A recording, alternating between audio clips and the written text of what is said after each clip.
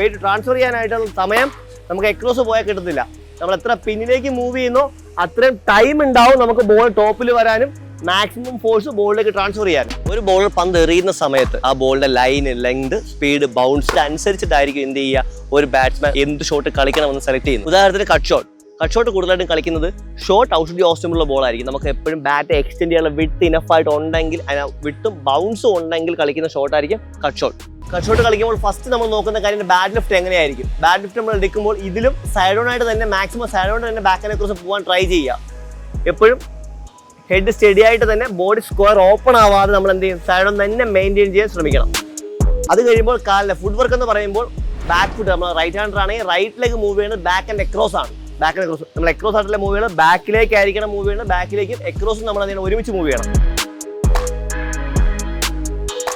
Across move ചെയ്യരുത് ബോളിലേക്ക്. Across move ചെയ്താൽ നമ്മൾ ഏർലി ആയിട്ട് ബോളിലേക്ക് എത്തും. നമുക്ക് സമയം ക്രിയേറ്റ് ചെയ്യാൻ പറ്റത്തില്ല, ക്രിസിന് ഡെപ്ത് യൂസ് ചെയ്യാൻ പറ്റത്തില്ല. നമുക്ക് ആവശ്യം ടൈമാണ് ആവശ്യം, ബൗൺസ് ഉണ്ടാവും. വെയിറ്റ് ട്രാൻസ്ഫർ ചെയ്യാനായിട്ടുള്ള സമയം നമുക്ക് എക്രോസ് പോയാൽ കിട്ടത്തില്ല.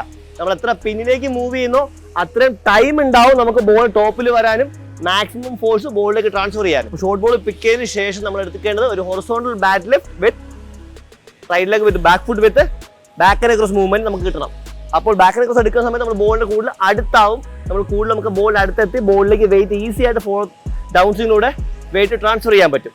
നമ്മൾ എവേ ആയി കഴിഞ്ഞാൽ ബാറ്റിൽ നമുക്ക് കൃത്യമായി എന്ത് ചെയ്യാൻ പറ്റത്തില്ല, മിഡിൽ ചെയ്യാൻ ഉള്ള സാധ്യത ചാൻസ് കുറവായിരിക്കും.